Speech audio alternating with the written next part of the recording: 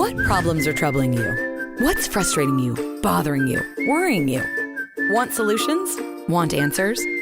Welcome to Here We Come to Save the Day, hosted by David Adelson.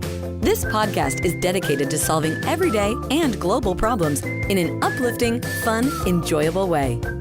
There is a solution to whatever's troubling you. Ask your questions and we'll do our best to give you practical, useful, workable solutions you can use starting today. Join us now with David's special guest experts who will share their own experiences, life lessons, and practical strategies for creating the life you long for.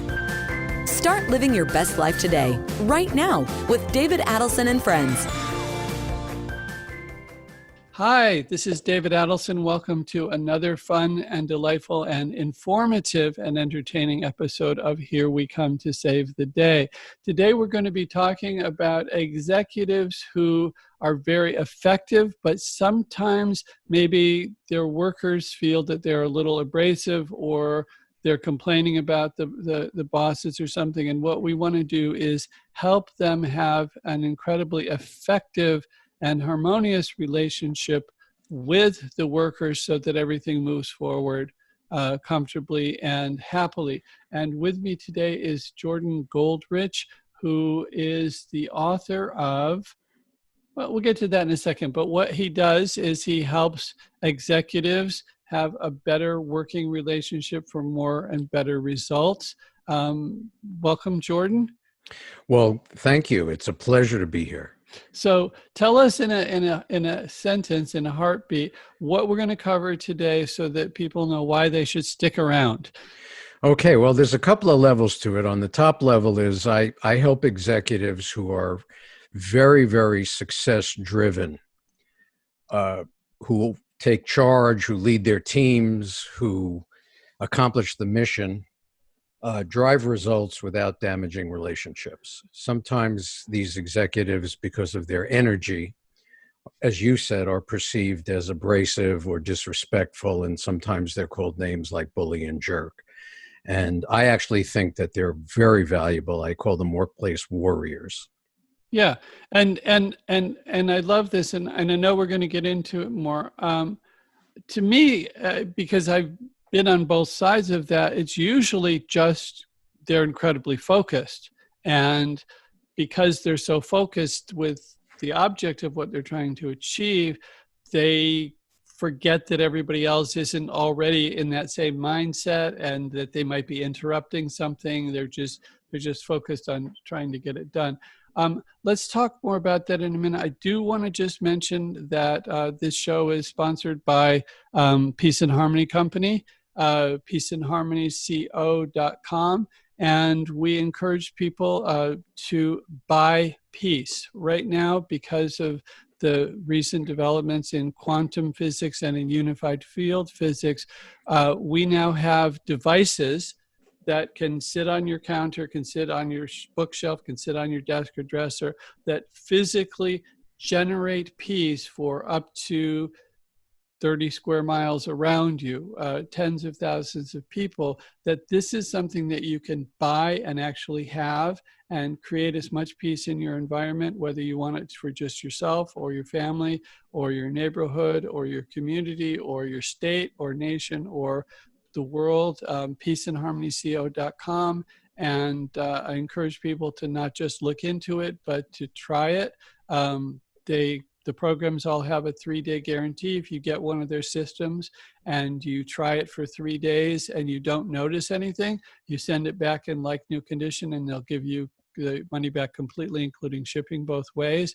So you have nothing to lose and you could have peace. And people have been saying they want world peace for centuries. And traditionally, we haven't had that. So this is a very new and exciting time in the world that this is available. And we can use these programs in the workplace as well.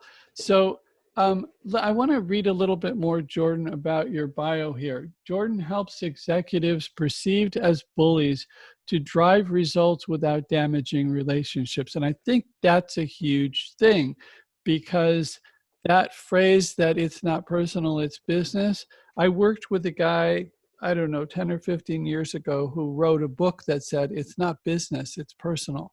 that all business relationships are about personal. It isn't that there's some concept of, it isn't that someone's keeping score at some cosmic level and how much money you make is how things are balanced in the world. It's what your relationships are. It's what your moment by moment experiences are. It's how much good you've done in the world, not how much money you made. So that idea of whoever dies with the most toys wins is not really accurate.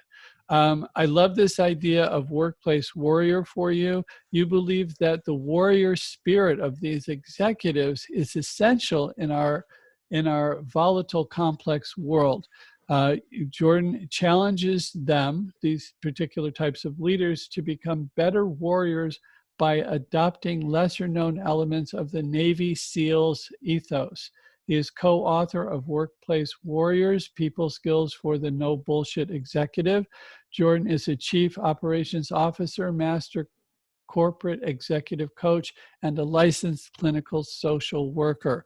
So I think the very first question is, how does one recognize that one is what is perceived as a bully in the workplace when, as far as they're concerned, the bottom line is shining and they think they're doing a good job? So Yeah. let's address that to start with. Well, that's a great question. And it is difficult for them to realize it for a number of reasons.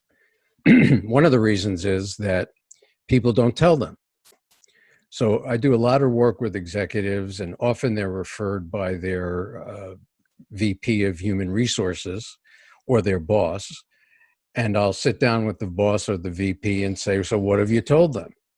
And for a variety of reasons, they haven't been direct. One of the reasons would be that they themselves are conflict avoidant.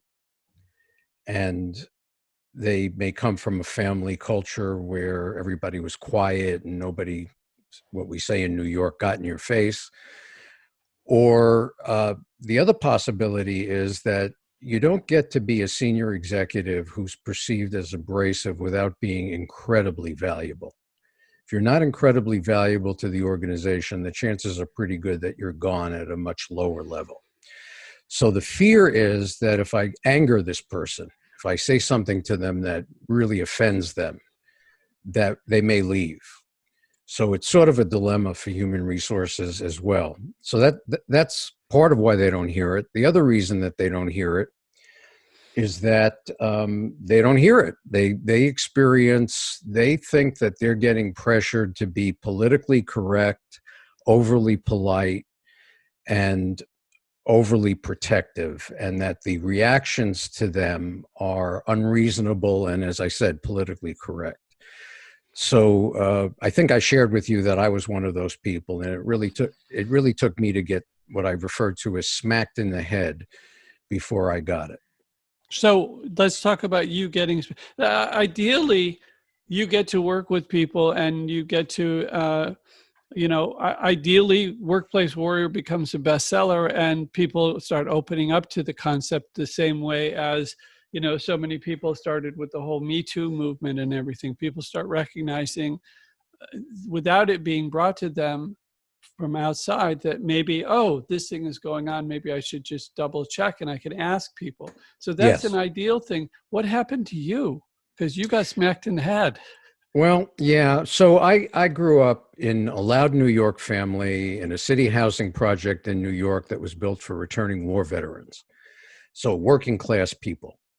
And I developed a very direct communication style, which for the most part worked for me while I lived in New York. And then I moved to St. Louis and lived there for 12 years. And I had to get, my boss called it country lessons.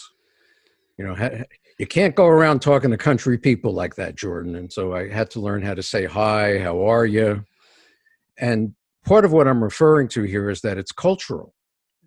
Part of what people who come from certain nationalities, from certain ethnic backgrounds, and from certain family cultures are more likely to speak very directly and what other people perceive as disrespectful. And they're just going, no, I'm talking. And so it's partly that as well. But what happened to me is, I think partly because I like people and I knew I was annoying, I gave people permission to let me know. In fact, I told I told all the staff where I was chief operating officer that I know I come from New York, and I know when I get heated, I sound disrespectful. So if you think I'm being disrespectful to me, give me the timeout sign. And it was interesting. The professional staff never did it, but the administrative staff, on a regular basis. And by the way, I promised them that I will make it my best to change my style. I'm not promising anything, but I will never punish you for this. So, by the way, if you are one of those executives who's getting that kind of feedback, that's a great technique to use, is to acknowledge that you're difficult and at least let people tell you, at least let people signal you. So this worked until we sold the company and we were bought by a large insurance company. And about 3.5 years into it, I got called down to my boss's office and told that you're being fired for mismanaging your budget. Now, that was a little strange because I knew there was something wrong with my budget and I kept trying to get a breakdown and I never got it, but they just walked me out. And the day after, I'm in a coffee shop with the woman who had been my consultant from the finance function, and she comes over to me and she says, "Jordan, I owe you an apology." I said, "Why is that?" She said, "Well, you know how for the last 3 months you've been telling me there's something wrong with your overhead and I've been looking at you like I don't have a clue?" And I said, "Yeah." And she said, "And you know how you twice asked me for a breakdown of your overhead and I never gave it to you?" And I said, "Yeah." And she said, "Well, I knew what was wrong with your budget. And I was told by our boss that if I gave it to you, I would lose my job." Wow. So that was a little bit of a kick in the butt, but not so much because I knew that she wanted more deference from me and I knew I wasn't giving it to her, partly because I don't have the energy to do it. I was working 60, 70-hour weeks. And partly because I didn't respect her. I'd seen her do stuff like that before. And so I had a choice. I could feel victimized for the next 10 years, or I could do what I, at the time, taught my counseling clients to do. And now my coaching clients, when they have something like that happen to them, is you got to focus on what happened. What did you control? And take that as an opportunity to learn rather than get angry about the stuff that you didn't control. And so at that point, I made a commitment that I was going to change my tone and I was going to change my style.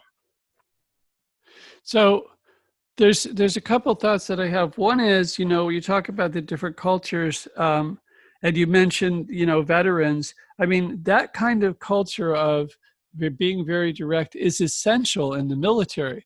Yes. Because, I mean, people are trained to respond to it. People are trained, from the word go when they get in, to not take it personally, because at each additional level of, we could call it management, at each additional rank, these people are responsible for a bigger picture than the private sees, than the ensign sees, et cetera, et cetera. So they learn. They don't take it personally. They're not getting yelled at because they messed up. They're getting yelled at because if they do that in a particular situation, many lives are endangered, not just one. So I love this idea of warrior because, if we think of, an ideal manager really takes to heart whatever level is below him. He wishes well for everyone. He wishes well for the customers or whoever they're serving. He wishes well for his people, but he can get caught up again from cultural, from whatever, that he is doing something that just in this day and age is no longer considered appropriate. Yes. So let's say, and the timeout technique works great again if someone knows it. What if someone doesn't know it? I'm looking at this a couple ways. One is that people listening could have a boss like that, and maybe we can give them some suggestions of how to address that. And Yes. the other is, if you don't think you're a boss like that, you can still ask, what can you do to to kind of find out if you're that way. Because again, you're exactly right. You know, the top salespeople, the top people who are very productive and very essential, absolutely the heads of the company will bend over backwards to let them do their thing, and will let them do their, okay, in the case of, you know, the sexual thing that just went on of groping, you know, actors, actresses, people in work, the Right. top people would absolutely look the other way and would actually sometimes try to buy people off rather than lose their productive person. Exactly. Yeah. So there are a couple of levels to what you're talking about, and let me let you know what they are, and let me know which one you think is more interesting. The first one is that back to the military and how they speak in the military, that's cultural. And it's absolutely true that it's not okay in our culture. On the other hand, we have paradoxical communications in our leadership culture right now. One is that everybody should feel safe and comfortable and accepted all the time. And you hear that a lot from the top thought leaders. The other one is that leaders need to drive results. And by the way, both of those things are true. It would be wonderful if everybody could feel safe and comfortable all the time. And it would also be wonderful if leaders could drive results. And there's some paradox. So 20% or so of the workforce has some sort of psychiatric disorder, personality disorder. So there's about 20% of people out there who are working, who no matter what you do, they don't like you before you walk in the room. And there's another group of people out there who aren't motivated, who are motivated to do the least you can do. And so just someone that a objective third-party observer would watch how that person says you need to work harder or you need to do more or whatever it is, they get complaints from that. A large percentage of those, when investigated, it's found that they broke no law and did not break company policy, and there was nothing wrong with it. So we have this interesting dilemma out there around directness versus indirectness. And I will say that some of the most toxic environments I've come across are environments where everybody is very polite and nobody disagrees. And if you say something that somebody doesn't like, they don't say anything about it, but you get marginalized behind your back. And we don't talk about that very much. So I'm not sure which one it is. Part of why I'm enjoying this conversation is I don't know the answer, but I want to raise this, what I consider unique perspective, which is it's not just about those people changing how they behave. It's also about how everybody else sees it. So one of the things, and that's why, you know, at the Peace and Harmony Company, we have programs that you can play in the office that dissolve stress and tension. And one of the things that absolutely anybody will tell you is a clear thinking person who's feeling good within themselves is going to make better decisions, is going to be more productive than somebody who's stressed out, who's tied their own shoelaces together and is trying to run. Absolutely. So these are great programs, again, at peaceandharmonyco.com. But, and we even have samples that people can try in an office before they get a system if they want to try it out. But the thing is that there are these situations, and, you know, there's a couple things, and I know it's not within your area of expertise, but I can't help but think, you know, for the people who are not motivated to work, could we set up society so they don't need to work and not necessarily berate them for not working? There's, and this comes from Buckminster Fuller, who was a big thought leader and developer in the 70s, who said at that time that that paradigm needed to change, that everybody needed to work because we don't have enough jobs. That only about one, and his figures back in the 1970s was that only about 1 in every 10,000 people needed to work to take care of the food and clothing and building the cars and everything. I think the figure that someone else came up with, it actually shows up in Conversations with God in the 90s, is God says at that point that it's only about 1 in 100,000.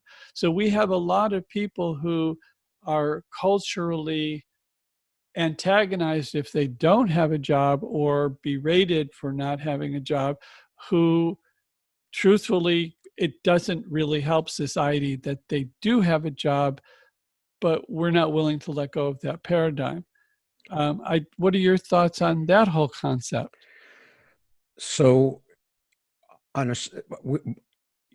a, my major thought is that I'm not qualified to discuss it. I know who Buckminster Fuller is, and I actually studied with someone who was one of his students for a while. And but I don't know enough about it to really comment. I'm kind of an independent political capitalist, and not connected enough to really argue that. But let me bring in a side Please, discussion absolutely. to that. And the side discussion is that people who are experienced as abrasive often think that if everybody were like me, we would get a lot more done. And the research, there is legitimate research that shows that that's not true. And one of my favorite pieces of research is called, I forget who did the research, but if you Google the badass chickens, this was a guy who bred chickens, and he was trying to figure out how to breed chickens so that they would lay more eggs. And he did two different cases. One case where he'd have like 6 to 8 chickens in a cage, and he would take the chickens that laid the most eggs and put them in another cage and then breed them, and then take again the chickens that laid the most eggs, and then in another one he took the groups of chickens that laid the most eggs, regardless of whether they were chickens in the cage that laid no eggs whatsoever, but if that group turned out more eggs. And what he discovered was, after about 6 or 7 generations, the chickens that he had been weeding out that laid the most eggs were now tearing each other apart. And the other groups were laying more and more eggs that worked. And so the model there is that there were chickens who were not egg layers, but they did something else in the group to support the egg layers.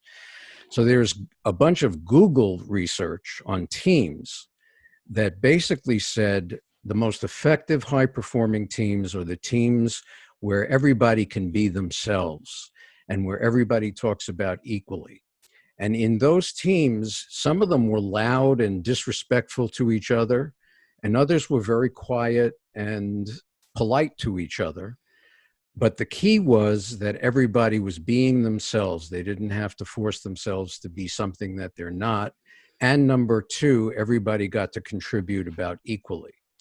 So that goes back to this whole conversation about what are we promoting about harmonious workshops. And I'm guessing, now I've listened to some of your material on quantum theory and science, so I was kind of hoping I'd learn something today from you as well. That really fascinates me. Is it possible in your theory for somebody to be really animated and yelling at each other, but really be calm and in the zone? Oh, absolutely. That can happen.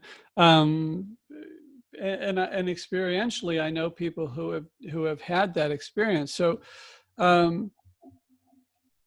so the thing is that my background includes, a lot of study of consciousness, literally decades of long meditations of the TM technique and its advanced programs of TM City, of which there is extensive research on brainwave and other physiology that happens. And I lived in Fairfield, Iowa, where there was a group of about 2,000 people who were doing meditations together, a couple times a day for increased efficacy for their own personal development and to generate harmony in the world. There was there have been, I want to say, 38 published studies that show that a group of people getting together and doing TM and its advanced TM City program together actually affect the environment. It reduces, they've used it actually in war zones to reduce deaths. They've used it to reduce insurance claims. I've seen it affect the weather. So for someone who has been doing a self-development program like this, like TM, that takes them to that source of consciousness within, which is deeper than thought. It goes beyond thought. It goes to that. Einstein used to. There's a junction between waking and dreaming and sleeping and dreaming and wake. Between any of these three states of consciousness, there's a very momentary, almost unrecognizable for most of us, gap that is neither one nor the other. And it's infinitesimally small. But what that is that's the state of consciousness itself. And consciousness itself, and thank you for asking this, by the way, consciousness itself underlies all the other different states of waking, dreaming, or sleeping. And that's a state that is silent but yet fully awake within itself. So we can think of a movie screen if we go to the theater.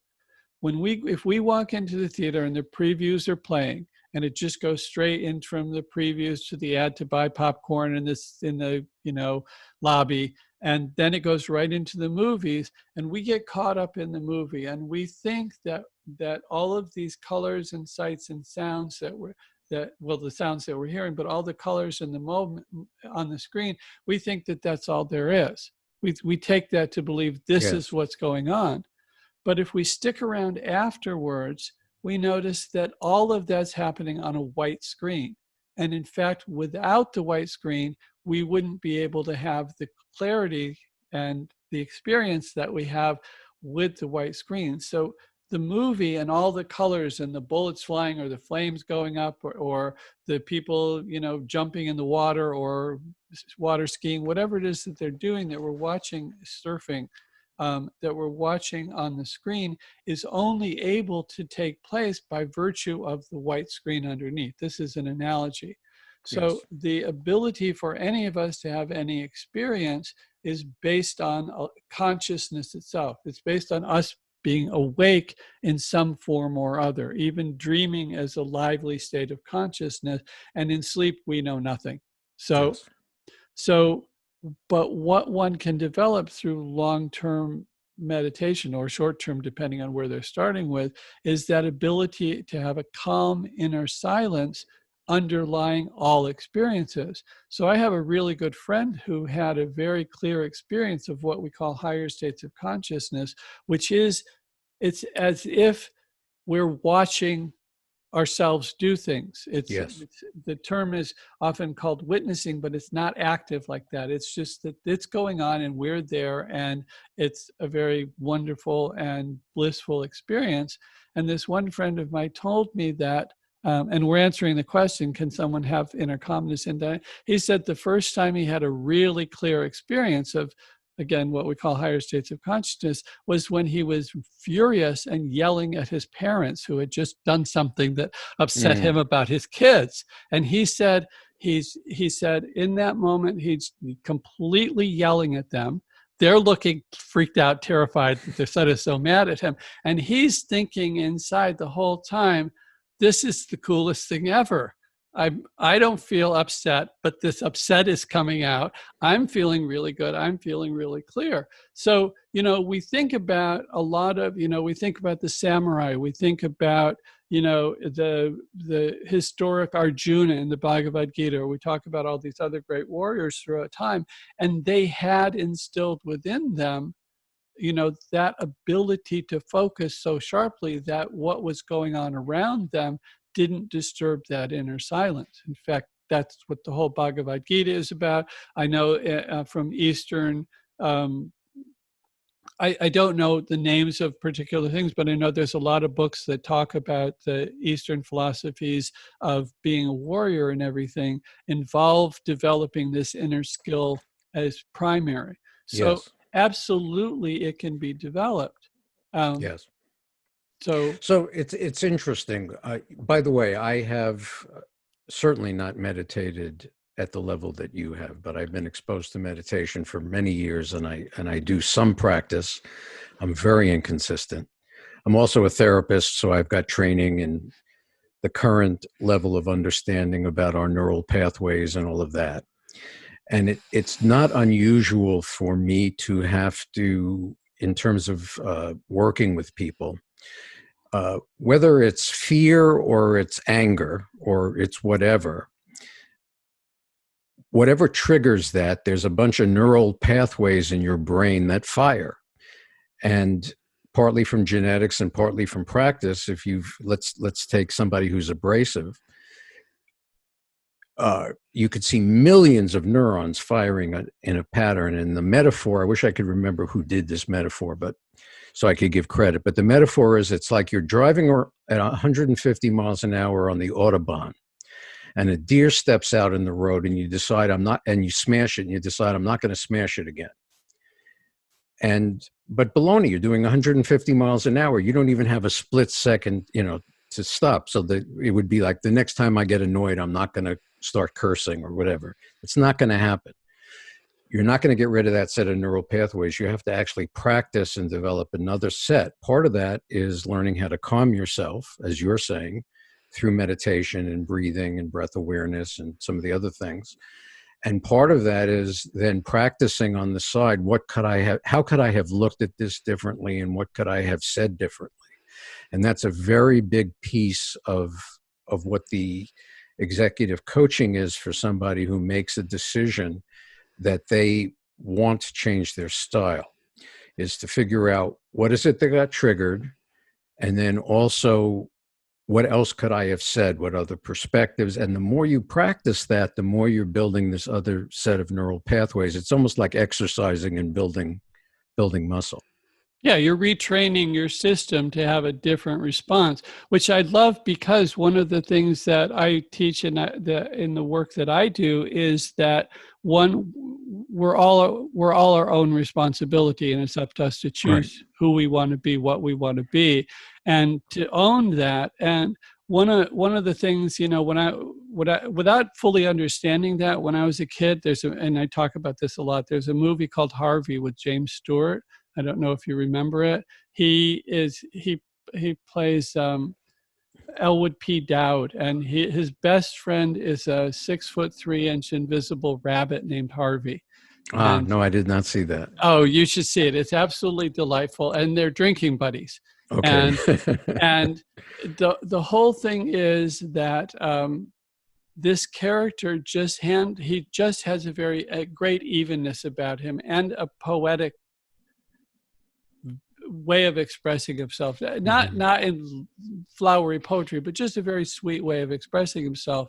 And at one point, somebody asks him, how come he's the way he is, and he's very open with everybody he meets. Doesn't matter if you're a top business executive or a governor or somebody who's homeless. He gives him his card and says, "Come to dinner and let's go have a drink," and it's just very sweet to everybody. And the basic premise of the movie is that his sister is kind of high strung, and she's tired. She's from high society, and she's tired of having to justify her brother being the way he is. So she wants to put him in a psychiatric hospital. And he's perfectly, if it'll make her happy, he's happy to do it. And so there's this whole big thing. And at one point, somebody asks him why he's the way he is. And he said, when I was young, my mother used to tell me, in this world, she said, Elwood, in this world, you need to be oh so smart or oh so pleasant. And he said, I spent 35 years being smart. I recommend pleasant. And interesting. Now, the reason that I'm mentioning this is there are about 3 or 4 scenes that the way he handles himself in those scenes, it just melt my heart. They were just wonderful. And I remember as a kid watching this, and I don't know what, 10, 7, 8, whatever. Yeah. And I just think, I want to be like that. I want to have that happen to me. And to some extent, maybe it has, but I also grew up with a very volatile Italian mother. And so I have that patterning within, and I'm very aware that there are situations where I have not handled it as lovingly or tactfully as I could have.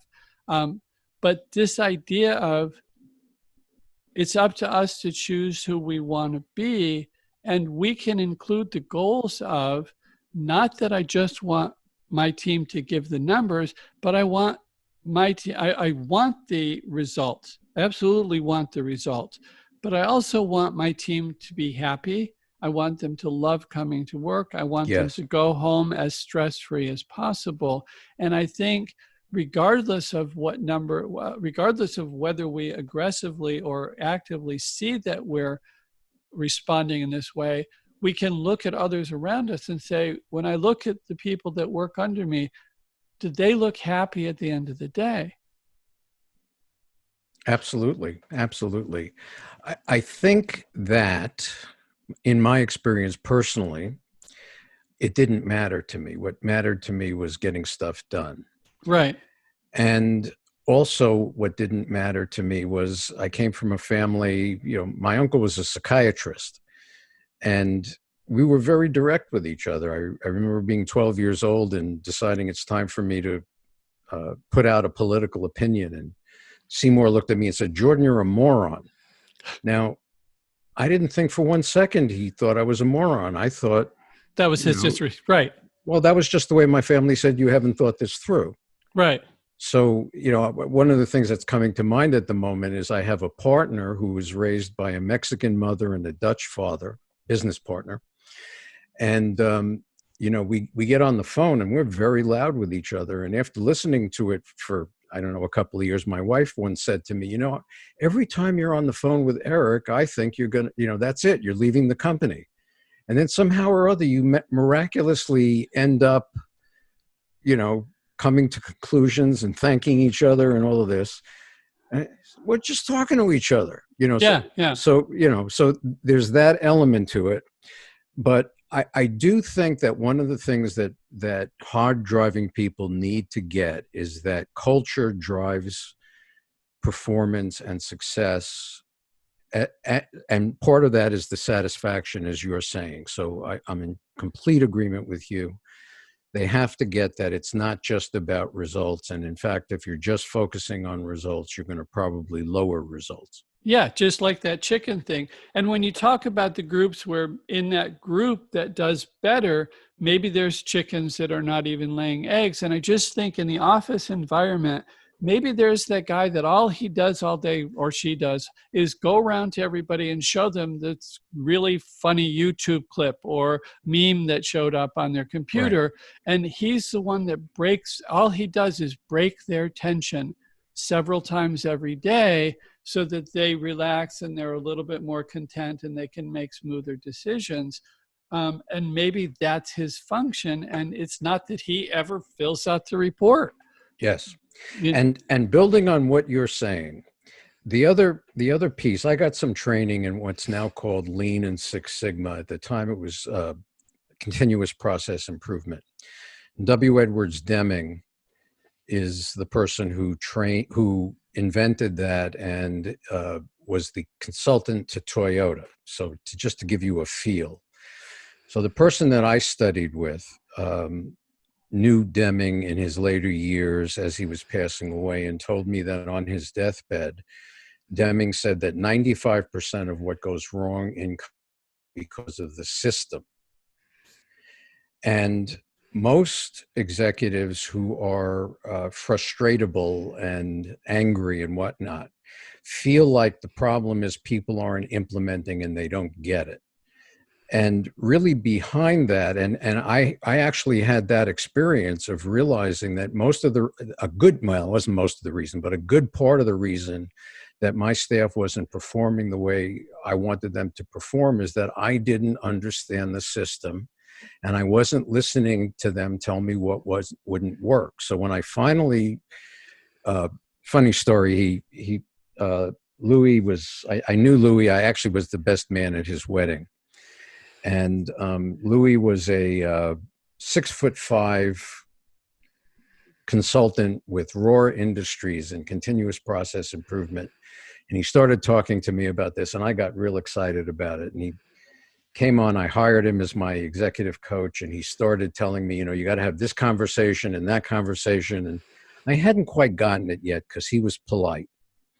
And somewhere about 3 months into it, he sat me down one day and he said, Jordan, I get it. You're not going to have all these conversations.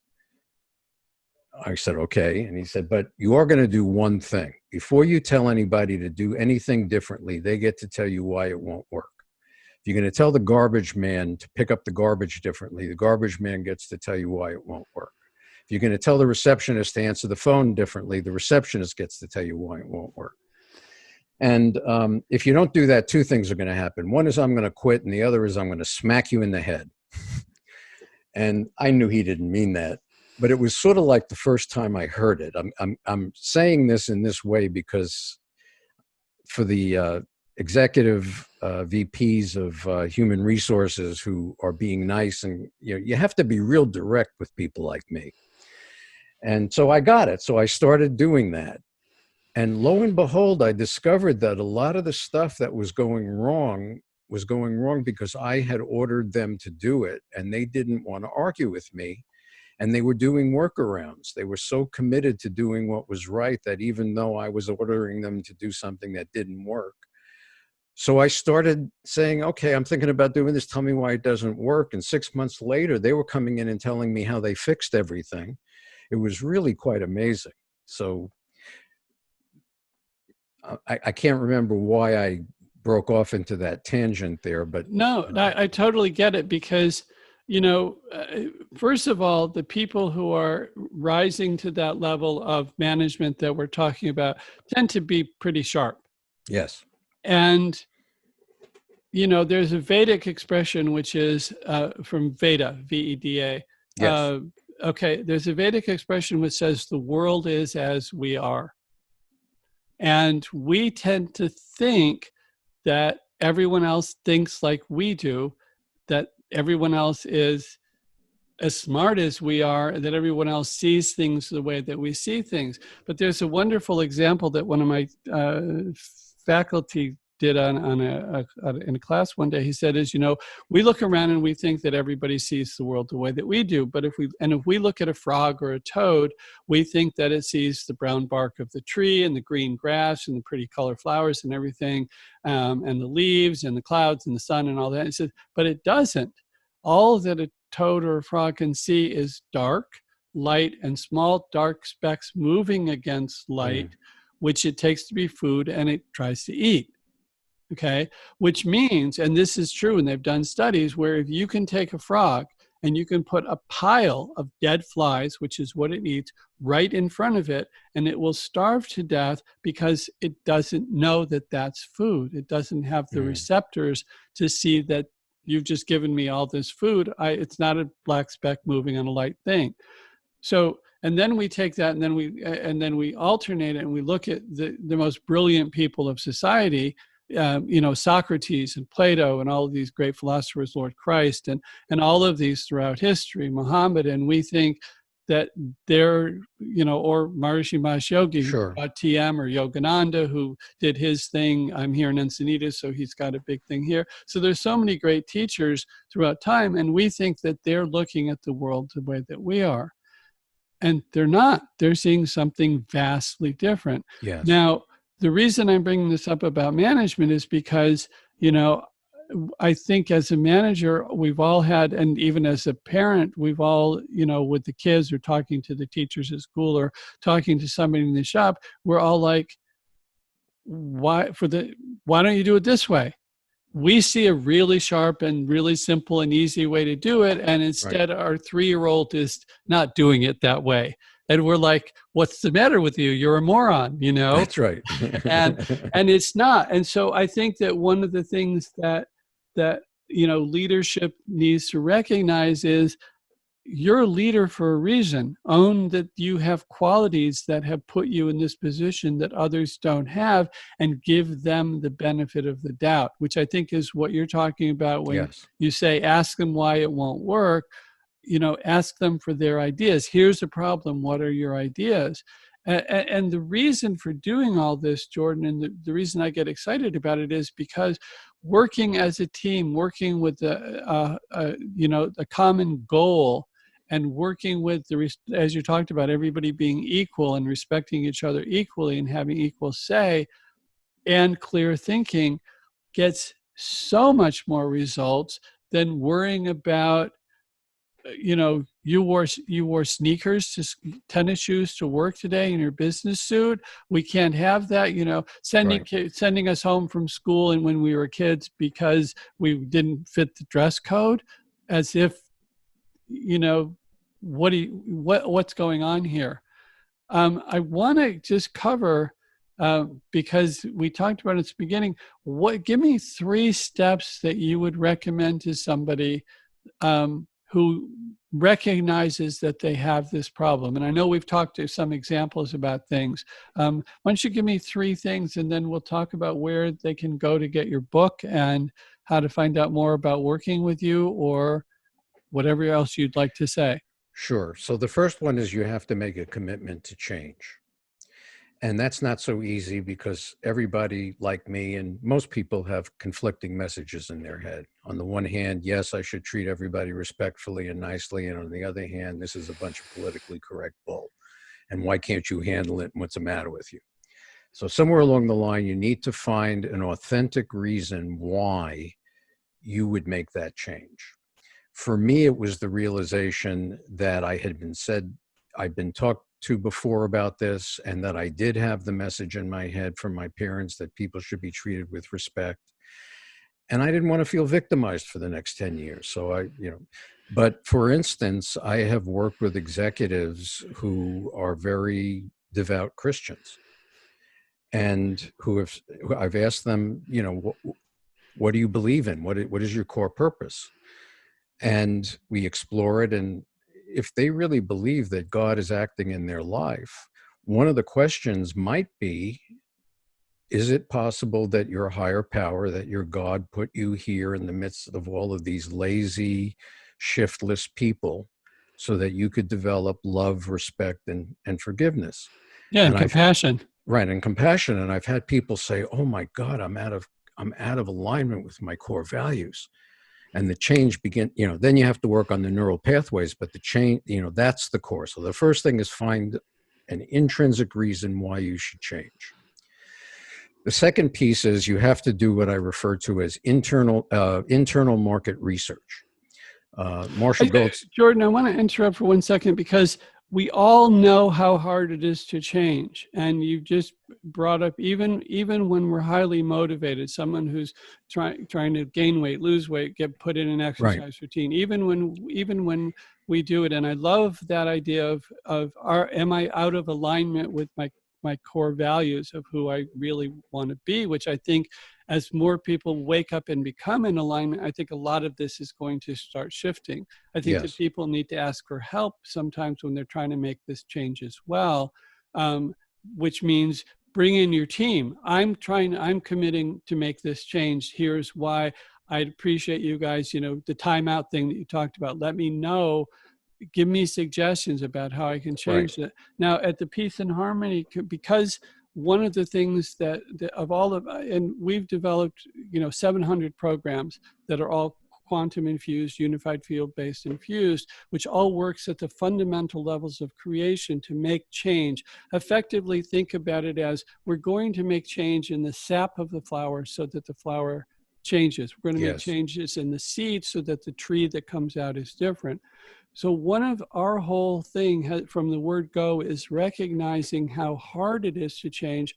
All of our programs are based on absolutely effortless being able to use them. Yes. Look at a picture, you play a silent video in the background, you take a couple drops a few times a day, and to make that change effortless. So anybody who's committing to make changes, I'm going to suggest check out our website. Chances are we have something in there that can help make that change more effortless.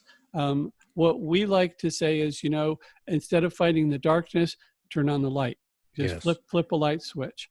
So I want to encourage people that have made that commitment to change, which I think is the first. I think the driving point is the intention, and then to make it as effortlessly as possible by getting help, by learning technique. I mean, surprisingly enough, dietary changes can help mellow your mood. Yes. So explore all the things that keep the intention, and let the intention drive your actions, let them drive who you're trying to become, like me trying to become like James Stewart in that movie. Yes. Just let that intention and let the neural pathways, that can be worked on too, but don't get caught up in, I need to fix the neural pathways, get caught up in the vision of who you want to be.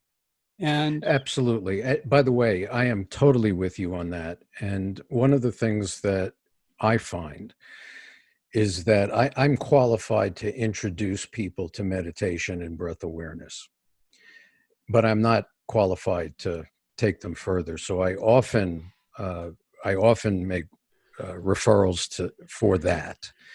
And I became really interested in your program as I was listening to some of to prepare myself for your audience. I listened to some of your podcasts, and I downloaded your free silent piece, and I've been listening to it. And I'm not sure what difference it's made yet, but it's very interesting to me, and it's very consistent with what my understanding of the science is that there's been a great deal of research done on using functional magnetic resonance imaging machinery now from our top neuroscientists on the brains of people who meditate.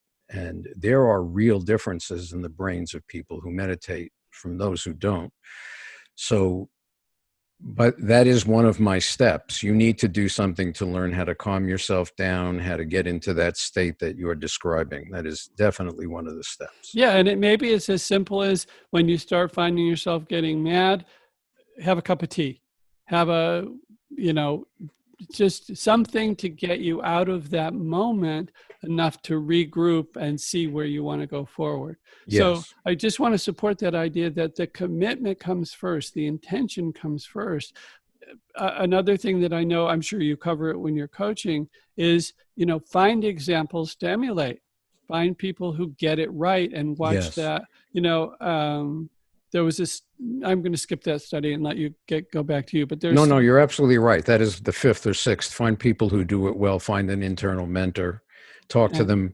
It's not so much about what do you do and what you say, but what's your mindset? How is it that you relate to that person that I want to slap and you just are so nice to them? How do you think about, find out what the mindset is and literally just watching them over and over again with the intention of, I'd like to have that effect. I'd like to have that relationship. I'd like to have that.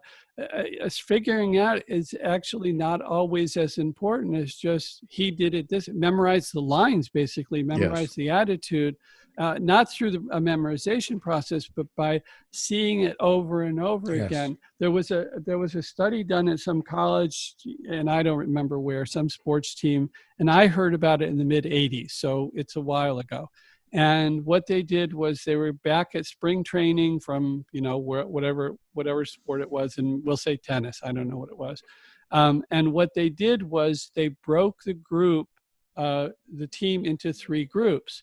And one group just went out and did the 2 hours or 4 hours a day of practice that they had always done. Yes. And another group watched videotapes of people getting it exactly right, getting the backhand exactly right, or the forehand. They just watched that over and over and over again for, I want to say 45 minutes a day. Mm-hmm. And then the middle group did a little both. They would practice for an hour and they'd watch some video of it.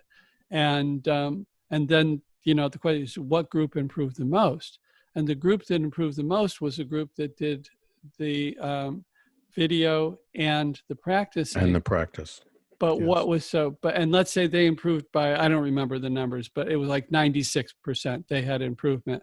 But what was interesting is the group that only watched the videos came in only 3 or 4 points below that at 93% improvement. And the group that went out and just practiced every day and just did it every day, they were in the 60% range. 60, 70% range. So this idea of finding and emulating, even, I love what you said, Jordan, about what's the mental process that's going on with this person that's letting them not blow up at this person that I wish I had a hatch at, Right. and, how do you do that? But even more powerful is just watching them do it with that clear intention that I want that relationship. I want that effect. I want my people to go home at the end of the day to be able to be loving to their family, not to go home and want to kick the dog, Right. or need to have, 15 drinks before they can calm down, So I think to lead with intention is immensely powerful. And to focus on that, and as you said, to commit to it. So that's the first thing. What was the second thing you wanted to Well, bring up? the second thing is what I refer to as internal market research. The term that is used in executive coaching is feed forward. Feedback is what did I do in the past that was good or bad. Feed forward is I have a goal. What do you want? What should I do so that you would rate me higher on that goal? So typically when people get to the point where they want to change, and by the way, I want to give credit where credit is due. This comes from one of the most recognized coaches in the world, whose name is Marshall Goldsmith. And he's written several books. The two that have been the most impactful on me are, one is called, oh God, I hate when that happens. One is called Triggers. And the other is, it's 14 principles and things you have to change. It'll come to me by the time we're done. But anyway, but if you Google Feed Forward, he's published all of his stuff. It's open to the public. Feed Forward is, let's say you were my employee. I would come to you and I say, thank you for giving me the feedback on my 360 and talking to my coach. And I got a bunch of feedback that I can be experienced as disrespectful and even a bully. And that's not my goal. I want to have respectful relationships. So then I would say, do you think I'm working on the right thing? And you would say yes or no. Let's say you say yes. At which point I would say, what would you want to see me say and do in the next, and act? What actions should I take in the next 6 months so that you would say I'd gotten a lot better? And their goal is to sit there and take notes. They're not allowed to argue. And they're going to hear stuff that they would never do. And they're allowed to say something like, how would you say that? Or, because what'll happen is that this is the most dangerous part, that people then say to them, well, when you're in a meeting like you were with that guy, Jeff, and you said, blah, blah, blah, I wouldn't say that. Well, what would you say? But the tendency at that point is to say, wait a minute, you don't get it. I've had 9 conversations. Can't do that. Right. So after you're done with those, interviews, part of what has happened is you have now acknowledged to everybody that that you're difficult. Just that changes how people perceive you. Yeah. Secondly, you've demonstrated humility and courage. And that will change. So if you change nothing, they'd rate you differently. But if Exactly. you then, and then if you then start doing some of the stuff that they suggested, it makes a huge difference. It's not that you have to be, that you do not have to become the Buddha or Jesus, etc. You have to change 10 to 15% of your communication style. It's more about changing your relationship and acknowledging and being humble than it is about anything else. And at a certain point, with the 10 to 15% change, people begin to just accept you for who you are, and they don't have the same reaction anymore. And the third piece we've already talked about, it's practicing different ways of speaking. So those would be the 3 things. Great. All right. Well, I thank you. I think this is immensely useful and practical. I want to encourage people to, what's the website we want them to go to? Wait, I remembered Marshall's book. What got you here won't get you there. That's the name of Marshall's book. That's Go ahead. That's a principle that we talk about a lot, because what got people, Steve Olcher has this podcast for, what is it, 8 figures? Something like that. Okay. And one of the things is that when people are building their business and they're getting up to 8 figures, what got you to, 6 figures, 7 figures isn't going to get you to 8 figures, Right. 9 figures. You have to completely change everything, because if you were building it in your garage, we look at Steve Jobs and Right. Wozniak, and they're building this thing in their garage. They don't get iPods and they don't get to the level that they're at now in the garage. They got to change something. So Yes. So I love that idea. What we want Well, to send? the website. Well, if people would like a free copy of my book, it's a digital copy. They can go to workplacewarrior.com. And tell them the name of your book and why they want to memorize it. The name of the book is Workplace Warrior: People Skills for the No Bullshit Executive. And if they want to buy the hard copy, it's a bestseller on Amazon. And if they would like the digital copy complimentary, they can get it at workplacewarrior.com. Great. Thank you so much for being here. I think, I want to encourage you to, and the Peace and Harmony download program that you're playing isn't designed to be listened to. It's designed to just play it in the background as you go about your day. And the best way to check and see if it's having an effect is play it for a week and then don't play it for 3 days and see what your moods are like. It's one of the things that we tell people to do is because it's very subtle. And very often when people first, and you probably experienced this as well, when people first learn to meditate and they come back in, after 3 months and they to do a checkup and make sure everything's going fine, we say, well, what are you noticing? And they'll say, well, I'm not noticing anything and nothing's happening to me, but my wife is a lot nicer to me. The people at work are way kinder. My dog doesn't bark at me as much or bite me anymore. And they name all these things around them, but they don't get that it's something within them. And that can happen with our programs as well. So what I want to encourage is, just play it in the background 24/7 for a week. And then if you don't notice that I'm not getting as upset as much, that things are going smoother, play it while you're on calls with your clients, all the time. And then if you're not noticing, if you're not sure that something's going on, that you're calmer or more settled, turn it off for 2 days and see what happens. But notice it. And some people, we have people who notice within seconds that, oh my God, this is staggering. And then we have people that just play it because they at least intellectually understand that it could be doing some good in the world, but they may not particularly notice anything. But one of the things that we'd like to point out is you don't get upset about the accident that didn't happen because you were doing something, because you stayed calm. So anyway, thank you, Jordan, for being here. I hope you learned as much as you wanted to. We certainly learned a lot having you. Thank you. It's been a great conversation. I really enjoyed getting into this with you, and I really want to further understand and listen again to your podcasts on quantum theory and how that relates. I think that's really important stuff. Yeah, and there's some other stuff on our YouTube channel, which is Peace and Harmony CO. It's our channel on YouTube, and we have some other videos there as well as all of the podcasts are there. And we have, to be honest, more than 100 other ones that are not currently active, but we'll be releasing those over time. But super. Yeah, there's some exciting things. I'm thinking about what to recommend for you as a book. If you want more research, for those who are interested in meditation, just go to tm.org and that'll give you a whole bunch about that. It won't, not so much about the quantum stuff, but there are some interesting lectures by John Hagelin on YouTube, Hagelin, and he's a Harvard physicist, and he talks a lot about consciousness and unified field theory. And I think that's a good amount for now, those sources. So H-A-G-L? Hagelin, Hagelin,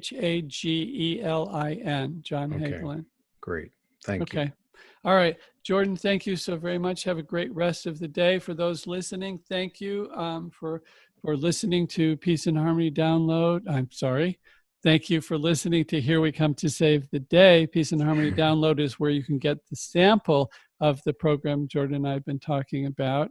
But you want to get a big system to try the sample. And if you notice something, imagine what a system that's 10, 20, 30, 40, 1,000, 10,000 times bigger could be like. and that's at peaceandharmonyco.com. If you like this episode, rate it, share it, give it 5 stars, as for all our podcasts, and enjoy. And we'll see you next time on Here We Come to Save the Day.